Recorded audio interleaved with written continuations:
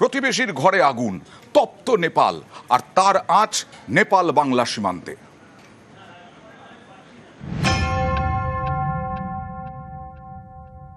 Sir बहुत बुरा हालत है, बुरी हालत है। सब तोड़ फोड़ हो गया है, भंसार और सब ऐसे है। हम तो निकाल रहे हैं सर।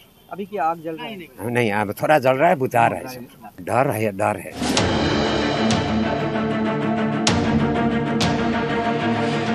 রাস্তায় পড়ে আধপোড়া গাড়ি, অশান্তির ক্ষত দগদগে। पुलिस कुछ नहीं है इधर, सब अपना रूम में बैठा है। पुलिस लोग अपना भवन में है, बाहर नहीं है। सेना लोग ने अपना देश संभाला है अभी। বুধবারও শিলিগুড়ির পানি ট্যাঙ্কি সীমান্ত থেকে নেপালে কালো ধোঁয়া দেখা গিয়েছে। সেখানে একটি সরকারি অফিসে আগুন লাগিয়ে দেন বিক্ষোভকারীরা। বিভিন্ন সরকারি অফিসের ধ্বংসাবশেষ তা কিন্তু পরিষ্কার পরিচ্ছন্নতে লেগেছে স্বয়ং আন্দোলনকারীরাও। কার্যত শান্তির পথে ফিরবে নেপাল মনে করছেন এখানকার বাসিন্দারা। দার্জিলিং এই জেলা রয়েছে ভারত নেপালের 101 কিলোমিটার সীমান্ত। সীমান্তে শিলিগুড়ির পানি ট্যাঙ্কি, এপারে পানি ট্যাঙ্কি, ওপারে নেপালের ঝাপা জেলার কাঁকরভিটা। ভারত থেকে ওপারে নেপালের দূরত্ব মেরে কেটে 300 মিটার। মাঝে মেচি নদীর সেতু। সোম মঙ্গলে আগুন জ্বলেছে, বুধবার তুলনায় অশান্তি কম। এদিন দুদেশের পর্যটকদের দেশে ফেরানো হয় তাদের চোখে মুখে আতঙ্ক। এই দুদিন পরিস্থিতি খুব খারাপ ছিল, আমরা হোটেলে ছিলাম। এখন আপাতত পরিস্থিতি শান্ত। তারা সাধারণ মানুষের উপর কোনো আক্রমণ করছে না, ওরা করছে সরকারের বিল্ডিং ভাঙছে, সরকারের উপরে সব আক্রমণই সরকারের মানুষের উপরে, সাধারণ মানুষের উপর কোনো আক্রমণ নেই। আমরা কিছু ভয় ছিল যে কোনো সময় আমাদের উপরে অ্যাটাক করতে পারে। उनसे फोन पे बात हो रही है और हम लोग इस उम्मीद में हैं कि उस तरफ थोड़ा परिस्थिति ठीक होगी, तो किसी तरह से अगर वो लोग आएंगे आसपास में तो बातचीत ही हो रही है। अभी इसके लिए कोई मैंने हल समाधान अभी कंक्रीट नहीं है। कुछ फैमिलीज है, टोटल नंबर नहीं बता सकते, but it is around 30 odd people and it may be more. SSB अभी जो डीआईजी थे उनसे बात हो रही थी, तो वो सब इधर अलर्ट हैं। 8 সেপ্টেম্বর অর্থাৎ গত সোমবার থেকে আন্দোলন বিক্ষোভে তপ্ত নেপাল। এর জেরে নিরাপত্তা জোরদার করা হয়েছে ভারত নেপালের পানি ট্যাঙ্কি সীমান্তে। এই বর্ডার দিয়ে পণ্য পরিবহন আপাতত বন্ধ। পানি ট্যাঙ্কি থেকে মেচি নদীর এই ব্রিজ দিয়ে আমদানি রপ্তানি হয়, আপাতত সব বন্ধ। আমাদের যারা স্টাফ ছিল তারা ওখান থেকে রিপোর্ট করছে যে বর্ডারের আশেপাশে যাওয়া যাচ্ছে না। আর আমাদের যত গাড়ি আছে, ট্রেলার যত গেছে বা কন্টেনার গেছে বা লরি গেছে, সমস্ত আটকে আছে বর্ডারে, এবং একটা হিউজ বিশৃঙ্খলা তৈরি হয়েছে ওখানে। ব্যবসা হিউজ লস। ভারতের প্রতিবেশী দেশ নেপাল, সেখানে এখন বিদ্রোহের আগুন। প্রধানমন্ত্রী ওলি পদত্যাগ করতে বাধ্য হয়েছেন। এই পরিস্থিতিতে অনেকেই আতঙ্কে ভারতে ঢুকে পড়তে পারেন। এ নিয়ে শিলিগুড়ির পানি ট্যাঙ্কিতে এখন কড়া সতর্কতা। নেপালের কাকরভিটা থেকে বিশ্বজিৎ মিশ্র, নিউজ 18 বাংলা। আজকে এই পানি ট্যাঙ্কিতে তড়ি ঘড়ি চলে গেলেন সিভি আনন্দ বোস। রাজ্যপাল পানি ট্যাঙ্কিতে, সীমান্তে অগ্নিগর্ভ প্রতিবেশী দেশ নেপাল। তড়ি ঘড়ি শিলিগুড়ি সফরে রাজ্যপাল সিভি আনন্দ বোস আজকে পানি ট্যাঙ্কি সীমান্ত ঘুরে দেখলেন।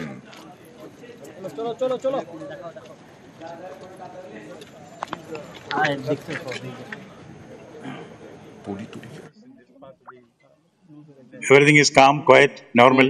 Our SSB is strong enough, competent enough to guard our borders. They are doing their duty very well. These are all issues which the government of India will sort out in the most appropriate manner. I will certainly give my assessment of the situation to all concerned. পানি ট্যাঙ্কি সীমান্তে গেলেন উত্তরবঙ্গ উন্নয়ন মন্ত্রী উদয়ন গুহ। অশান্ত নেপাল, পানি ট্যাঙ্কি সীমান্ত পরিস্থিতি পরিদর্শনে উত্তরবঙ্গ উন্নয়ন মন্ত্রী। এছাড়াও শিলিগুড়ির মেয়র গৌতম দেব ছিলেন এবং জেলা পরিষদের সভাধিপতি অরুণ ঘোষ। এখানে যে ব্যবসাপত্র, দোকানপাট যা কিছু চলে, বেশিরভাগই ওপাশের মানুষের, তারা আসেন, তাদের বেচাকেনা করেন। স্বাভাবিকভাবে ওপাশ থেকে লোক না আসলে এপাশের ব্যবসায়ীরাও তার জন্য সাফার করছে। এবং আমরা দেখতে পেলাম যে প্রচুর লরি দাঁড়িয়ে আছে রাস্তায়, সার ওপারেও দাঁড়িয়ে আছে। স্বাভাবিকভাবে পরিস্থিতি স্বাভাবিক হওয়ার জন্য আমরা অপেক্ষা করে আছি। বহু মানুষ নেপালে গেছেন কাজ করতে, কোনো না কোনো কাজ। ঘাটালের বহু পরিবার এখন চিন্তায়।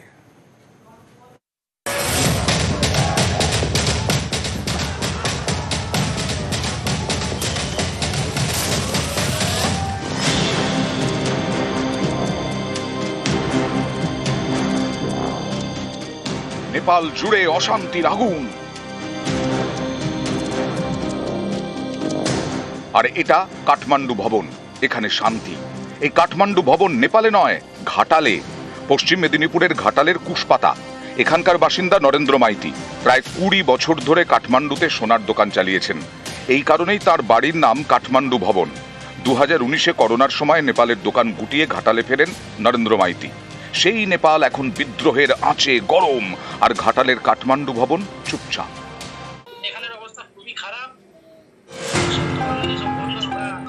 ঘাটাল থেকেই অনেকেই কাজ করতে গিয়েছেন নেপালে। সকলেই সোনার দোকানে কাজ করেন। তাদের এখন কাজ বন্ধ, মনে আতঙ্ক, চিন্তায় ঘাটাল। দুজন ভাই আছে, তারা এখন খুবই টেনশনেই আছে। ওখানে তো প্রচুর গন্ডগোল চলছে ইন্টারনেট নিয়ে, যার ফলে আমরা কাল থেকে সন্ধ্যা থেকে যোগাযোগ করতে পেরেছি, তার আগে কোনো যোগাযোগ করতে পারছিলাম না, যার ফলে খুব উদ্বেগে ছিলাম। আমরা চাইছি চলে আসুক এখন যেহেতু ওখানে ভয়াবহ পরিস্থিতি, কিন্তু আসতে পারছে না, এখন বর্ডার বন্ধ আছে। ভাসুর, যা, তার ছেলে, ভাগনা, 7 জন আছে। সোনার কাজ করে। আমরা দুশ্চিন্তায় আছি, এরকম একটা গন্ডগোল হচ্ছে, বাড়ির লোক সবাই খুব টেনশনে আছে। পশ্চিম মেদিনীপুরের খড়গপুর, এখানকার বাসিন্দা বিনীতা মান্না নেপালে ডাক্তারি পড়ছেন, 2nd ইয়ারের স্টুডেন্ট। অশান্তির পর থেকে আতঙ্কে বিনীতা দ্রুত বাড়ি ফিরতে চান। হ্যাঁ, ভয় তো খুব হচ্ছে। বাড়ির সাথে তো যোগাযোগ করছি, বাড়ির লোকেরাও টেনশন করছে, বলছে ঘর আসতে। এখন তো আমরা এটাই চাই, আমরা যে যারা ইন্ডিয়ান আছি, যে আমরা যে কোনো ভাবে ঘর চলে যেতে চাই এখন। নিউজ 18 বাংলা। ওখানে যারা কাজ করতে গেছেন তাদের পরিবার এখানে চিন্তায়, আর নেপাল থেকে এখানে এসে যারা কাজ করছেন তারা পরিবারের জন্য চিন্তায়। নেপালে বিদ্রোহের আগুন, আছড়ে পড়েছে জনরোষ।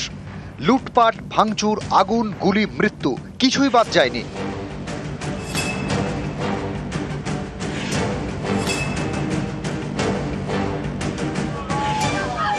ভারতে থাকা নেপালের নাগরিকরা এখন উদ্বেগে দিন কাটাচ্ছেন। যেমন দিবেশ মারাসেনি বীরভূমের সিউড়িতে থাকেন, নার্সিংহোমের ডাক্তার, বাড়ি নেপালের গুলমিতে। সেখানে তার মা বাবা থাকেন, তাঁদের নিয়ে উদ্বেগে দিবেশ। সোমবার থেকে ফোনে কথা বলতে পারেননি, তাতে চিন্তা আরো বাড়ে। শেষমেশ বুধবার মা বাবার সঙ্গে ফোনে কথা বলেন দিবেশ।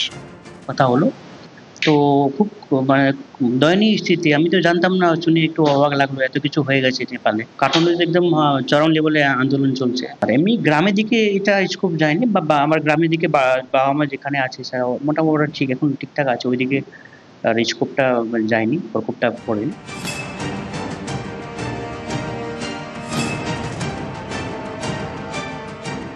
বীরভূমেরই বোলপুর, এখানে বাড়ি ভাড়া নিয়ে থাকেন নেপালের প্রায় 25 জন নাগরিক। নাইট গার্ডের কাজ করেন। সকলেই তাদের পরিবার নিয়ে চিন্তায়। আমরা এখানে অনেক চিন্তায় আছি। আমরা পরিবার ঘরে অনেক দিন দিয়ে কথা বলতে পারি নাই, 4 তারিখ দিয়ে কথা বলতে পারি নাই। ফেসবুক, হোয়াটসঅ্যাপ, ইমো সব বন্ধ ছিল, সেই জন্য কথা বলতে পারি না। ঘরে অনেক অসুবিধা হয়েছিল, কি হয়েছে না হয়েছে কিছু শোনা হয় নাই, সেই জন্য অনেক অসুবিধা চিন্তা করেছি।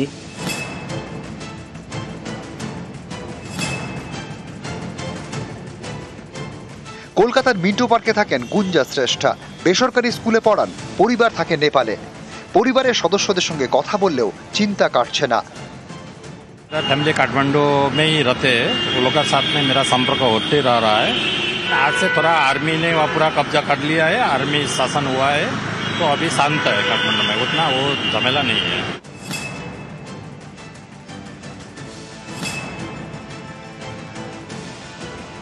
নেপাল থেকে বাংলায় পেটের জন্য কেউ মোমো বিক্রি করেন, কেউ করেন চাকরি। সকলে এখন উদ্বেগে। थोड़ा तो टेंशन होगा ही, क्योंकि मैसेंजर पे बात हुआ कुछ दिन, अभी वहाँ उतना समस्या नहीं है, लेकिन मेन है काठमांडू। और मेरा बॉर्डर साइड है, जनकपुर साइड तो मेरा घर है, वहाँ पे उतना टेंशन नहीं है। तो वहाँ भी कुछ मैंने नगर पालिका कुछ तोड़फोड़ किया है, सुना है हमने वहाँ भी, लेकिन कुछ नुकसान नहीं हुआ उसमें। আমার বোন থাকে কাঠমান্ডুতে, 2-3 দিন হয়ে গেল কন্টিনিউ ফোন, ওর টোটাল নেট ফেট সব অফ আছে, তাই জন্য ওনার সঙ্গে কোনো কন্ট্যাক্ট নেই। লাস্ট কথা হয়েছে 7-8 দিন আগে। খুবই খারাপ, ওইখানকার পরিস্থিতি খুবই খারাপ, মেনলি কাঠমান্ডু বহুতই খারাপ আছে। তো ওনার সাথে আমাদের কোনো কন্ট্যাক্টই হচ্ছে না, এখন অনেক চিন্তা হচ্ছে।